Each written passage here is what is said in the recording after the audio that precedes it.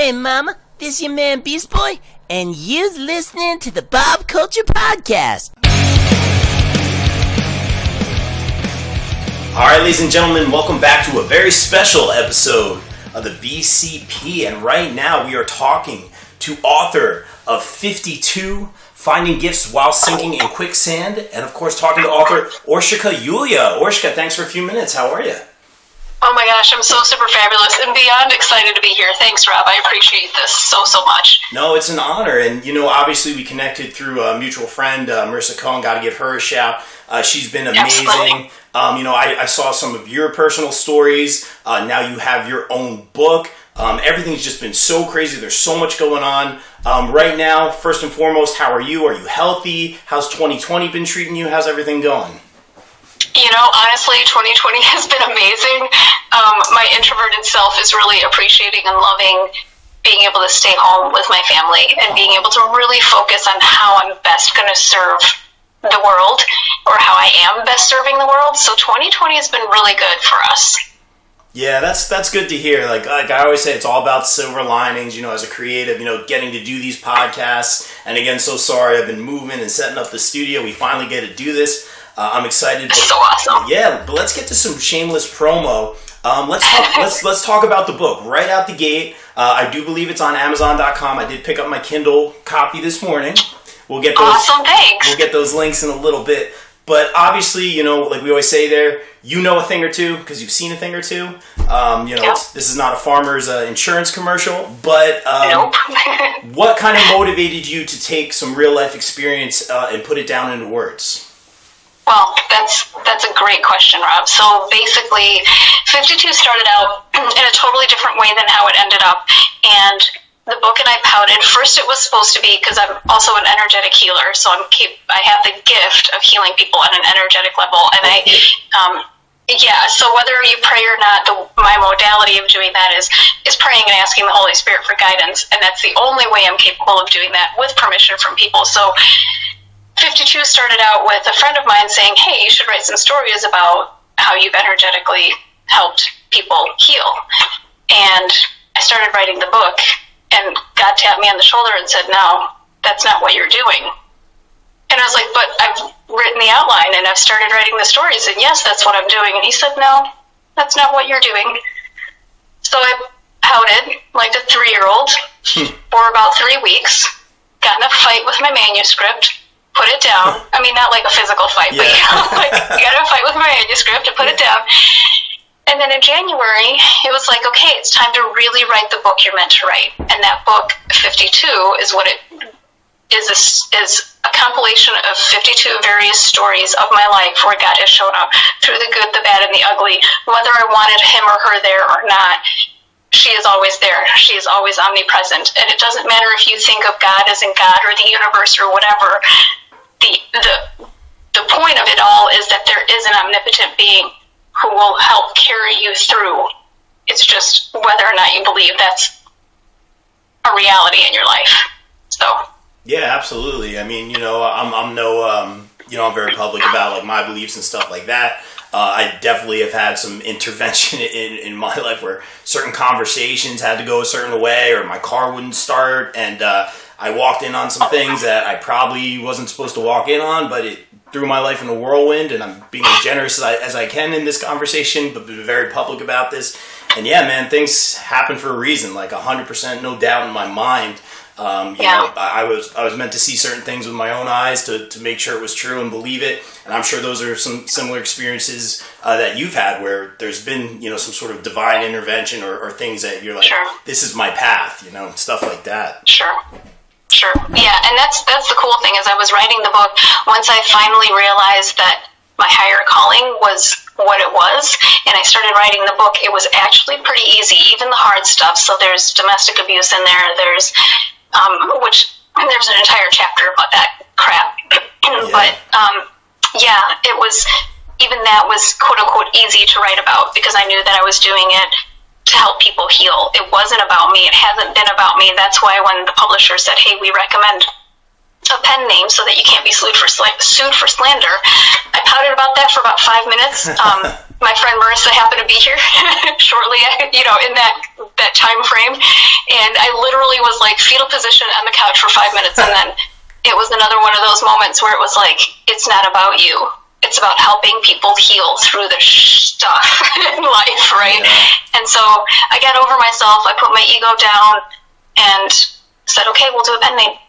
Yeah, I love that. And you hit it right on the head, you know, like when you've been through some stuff, you know, I think a lot of times, like, you know, you want to heal, obviously, you want to find the answers, you know, whether it be, you know, moving forward or changing your whole logistics, whatever it may or may not be. And then you got to sit back and think like, well, how can I use what I've been through to help other people? And you know, you're no stranger to that. Marissa, obviously, being no stranger to that. She and I have been doing a lot of podcasts that have focused on things that I've gone through, things going on in certain organizations that I work with or, you know, in the world. And I think it's really interesting, but does writing these stories kind of help with the healing a little bit to put it on a personal level? You know, it does, and it's so funny because a lot of the stories, I would say 3/4 of the book is uplifting and positive and awesome things that happen in my life and how things come to full circle in life. But the crap that I was in, it really helped heal on a different level. So I've been away from my abuser for 9 years now, and I've been working on forgiveness and healing. Thank you. You all can't see it, but Rob is clapping over there. Thank you for the support. Yeah, and writing the book was like very cathartic. You know, it was like on a different level. I don't even know how to explain it because I've written letters to my abuser, which haven't been sent. But, you know, I've written the letters because that's what you're supposed to do, right? Quote unquote supposed to do. And I still have them. And when you allow your higher self to write, then you heal on a higher level. Right. So it's pretty amazing. Yeah. That's super interesting to me. You know, like, you know, you talk about forgiveness. Like I've always been taught to forgive my whole life, you know, like, you know, take the high ground, all that kind of stuff. But, you know, like talking to ministers or, you know, talking to friends and stuff like that, a lot of people would say like forgiveness comes from within. You know, it's not necessarily you have to go have a conversation. It's not necessarily you have to like send those letters. Like you were saying, it was very interesting that you just write them. It's like an internal thing. So I thought that was very interesting. And at the same time, it's not our job to absolve anyone. You know, it's internal for you. So I think this is just like a really, really great outlet to do that. And you had a quote on Facebook Live that it hit home with me like perfectly. Like life throws curveballs at you. It's what you do with that curveball. Do you hit it out of the park? You know, and that's something that has been the past 8 months of my life. You know, just. You know, it's like the Rocky line, you know, it's not how hard you get hit. So tell us a little bit about that philosophy. Well, you know, I'm definitely a silver lining girl, and I could have looked at this situation, having been abused for 4 or 5 years. He attempted longer, but I wouldn't continue to give him the power. And I don't look at it like, oh, woe is me, you know. Somebody threw me a curveball, and now my side is hurt because I allowed it to hit my side. You know, I just swung it out of the park. I was like, no, you can throw me a curveball of abusing me, but I'm going to take that and I'm going to impact the world in a very positive way and let people know that you can survive domestic abuse. You can do it as a single parent with 3 kids. You can move to different states. I mean, there's so many things you can do, but we have to choose to want to improve our lives. Absolutely. So the curveball, the outcome of the curveball is up to each individual person. It's crazy. Like, again, it hit home with me because you were saying curveball. I think I kept using the term like blindsided, like, you know, things you don't expect. Yeah. It throws your life into a whirlwind, whatever it may or may not be. So that really resonated with me. So I did pick up the book this morning. So I'll take a look at it. No, happy to support it. I really like what it's about. I dig the vibe. But for someone who does want to pick up the book, if I'm understanding correctly, it is 52 stories. Tell what should people expect from this book? If I'm opening it up later tonight, like, is it inspiring? Is it like, what am I going to get from this? That's a great question. So the cool thing about the book is, and I wrote it with the intention of, you can pick up each individual story, and it doesn't have to be read after the previous one. So you can just open up one of the stories and be like, okay, well, that's pretty cool. There is an easier, more fluid method to it if you go from beginning to end, but it's not a necessity. And so from what I've heard from people, they cry. they cry when they read the story. I know I'm laughing about it, but it's kind of my gift. People tend to be comfortable enough around me to let their inhibitions down and allow themselves to be who they really are, the core, which is an amazing gift. And so, people, from what I've understood, have cried as they read the stories, good, bad, and ugly. So that's crazy. Get your Kleenex box. Yeah, that's all I gotta say. Good to know. I'll order a box of tissues with the book as well. Exactly. Now, how did you, become like an author? How did you get into writing? Were you always like writing growing up or anything like that? And is this your first book, I believe? This is my first. Yes, it's my first book myself. I did author a chapter in another book. But this is my own first book. And I have always been a writer, and I put that on the back burner as life happened. Yeah. And it was just time, and I now understand, hindsight is always 20/20, right? And I now understand why it was put on the back burner, because I needed the complete story up to this point, because I'm really excited about what's going to happen in the future. But I was destined to live through the things that I lived through. Yeah. To be more impactful, to be a more complete author. That's really well said, and it's interesting to me. We touched on this earlier about turning a negative into a positive, and I think when you go through something, you always ask yourself that question, like, well, why me, and like, why did I have to go through this, or why did I invest so much time of my life into this situation, good or bad, whatever it may or may not be. And I think we kind of go through that to make us stronger, and then use our platforms, whatever it may or may not be, to help people. I truly believe that. I don't know how you feel about that. Absolutely agree with you 100%. And it's such a shame when people don't. And I understand why, right? Because they're scared and they want to be accepted. And we have such a need for acceptance in this culture. And I understand that people don't want to be vulnerable because they're like, oh my gosh, what if somebody doesn't like me? You know what? Don't like me. It's fine. Yeah. Then I'm not your person, right? Just like I'm sure you have people, well, I'm not sure, but I would think because you're human, you have people that don't really like you, and that's okay. Like, then just move on. So I think if more people were willing to be vulnerable and show their stories and share their stories, then we would be able to grow and heal together on a more effective, deeper level. I got you. Now, you said that there's 52 stories in here. I'm really interested to open it up probably later tonight and check it out and see what this is all about. Now, is your personal story in here, or is that something completely different? They're all my personal stories. Oh, they are? Oh, they're all you. Oh, okay. I thought it was like... They're all me. Oh, my gosh. Yep. I don't know if that's a good thing or a bad thing. It's a very vulnerable thing. Yeah. It's a very vulnerable thing. And honestly, my biggest concern when I was going through with this, and my biggest fear, and my the only reason I thought about stopping is, how is this going to affect my 12-year-old? Are people going to look at him differently? Because there's a story in there about his father. Well, there's a few stories about his biological father, but I was like, I don't want people to look at him differently. My other two children are older and grown and practically out of the house, but I was like, I don't want, my church members to look at him differently and treat him differently. So that was absolutely my biggest concern. But then I was like, you know what? They're not going to. People are going to, you can treat me differently, that's fine, whatever, right? But the protective mama bear came out, right? And I just want people to look at him as the beautiful human being that he is, not what had happened to him. Oh, man, again, you hit everything you're saying. Hit me right on the head today. Yeah, exactly. It's like, don't let what happened to you define you, I Correct. Think that's perfectly said. And you talk about, you're writing these books, or this book so far. I'm all about the shameless promo here.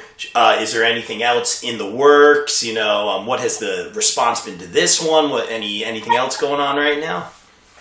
You should ask. I think it was just yesterday, the day before, my mother, who of course is my biggest supporter, is like, when's your next book coming out? Are you writing it?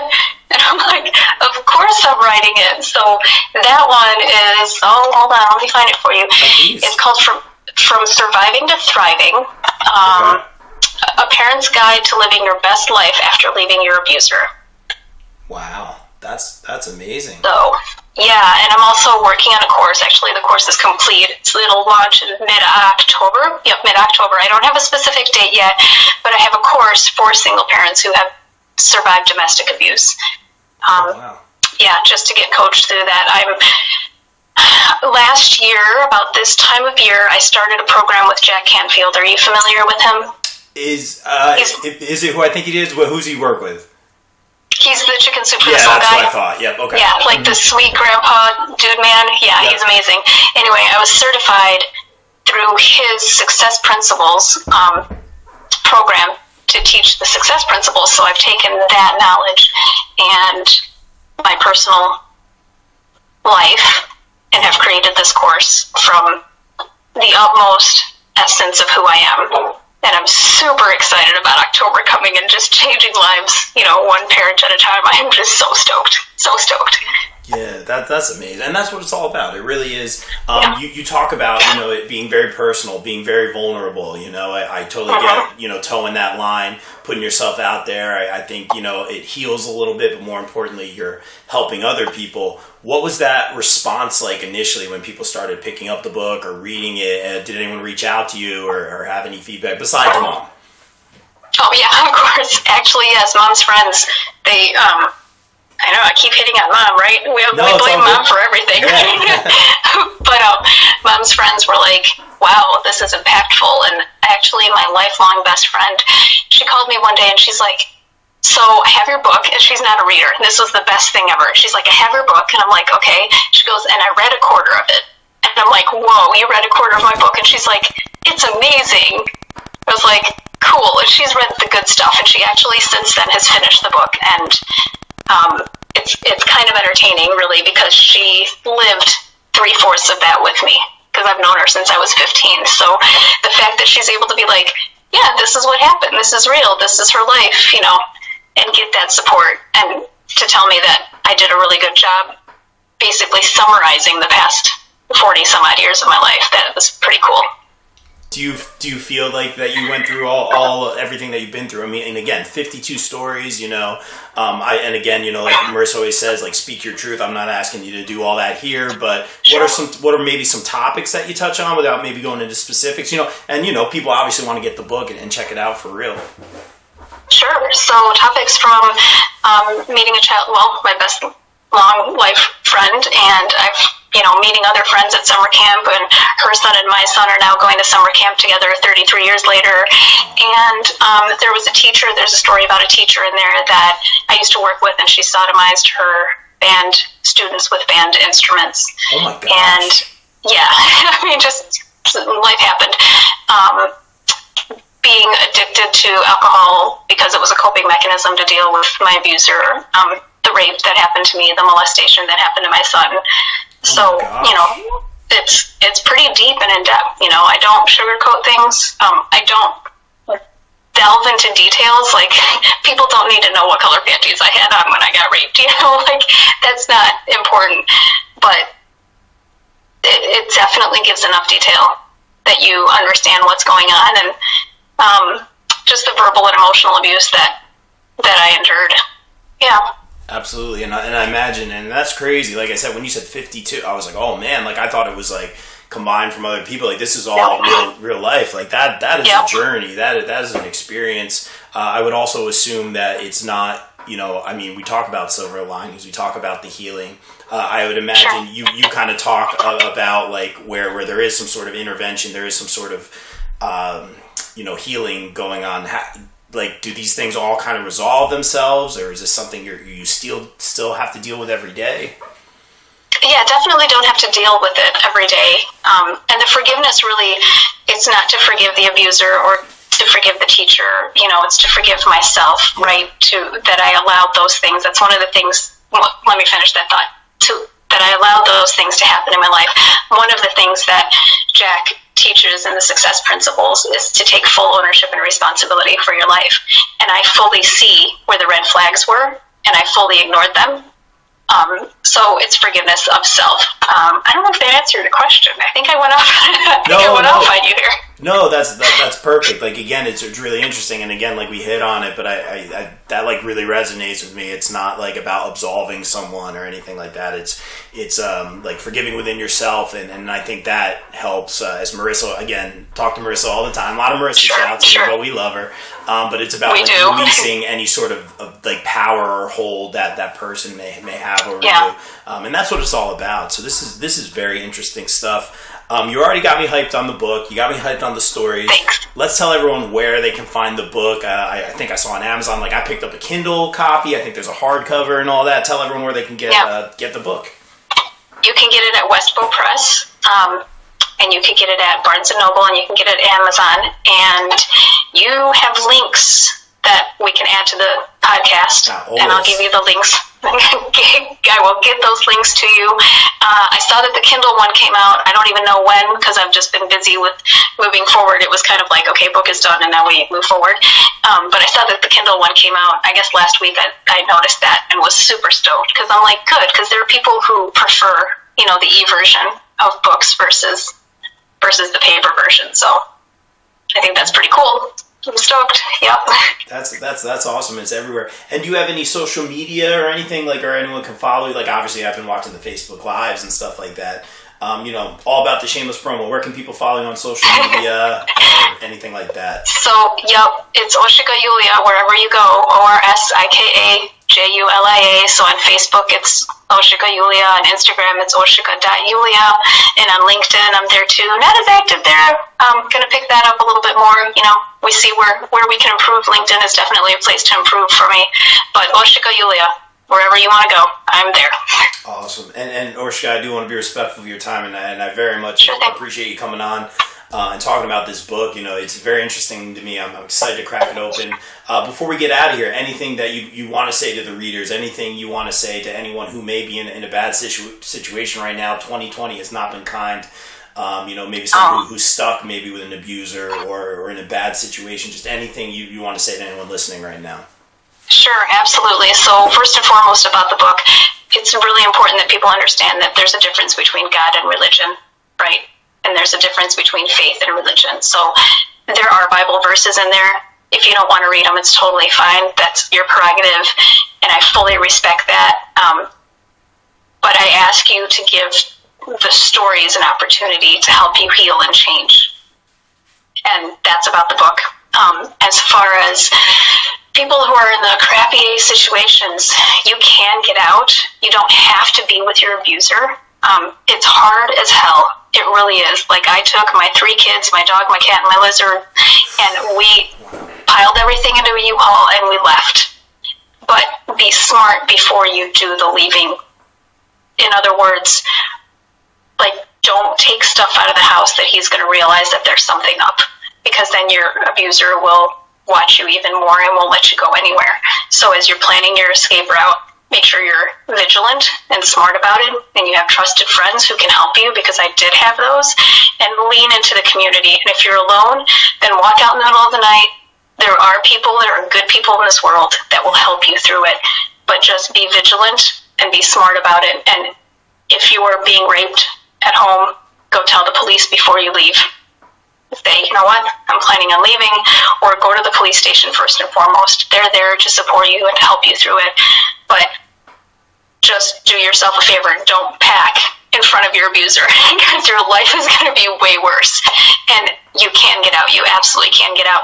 It's a decision. It's an everyday decision. And there are people who help you heal and forgive and find peace and learn to thrive in life again. I mean, there are people who will hold your hand every step of the way. Marissa's really good about that. She's amazing at that, and she's not the only one. So there are people who will help you. You just have to make the decision. What's more important, staying with somebody who destroys your soul, or living your life? Even though it's going to be hard. I'm telling you all, it's going to be hard the first couple of years, but it's not going to be as hard as the potential death of not only your soul, but your body, if you stay. Wow. Very impactful. Very well said. And Orshika, it looks like you're doing pretty well over there. I'm glad to see that. I'm glad 2020 has been good to you, as best we can right now. And I just want to thank you again for a few minutes of your time. Everyone, the book is 52. Check it out. It's available on Kindle, Amazon, Barnes & Noble, all that good stuff. And Orshika, thank you so much for a few minutes of your time and continued success moving forward. Thank you, Rob. I so appreciate you. Have a great week. You too. And as we always say here on the BCP, everyone, stay safe, stay positive, take care of each other. We're out. Peace.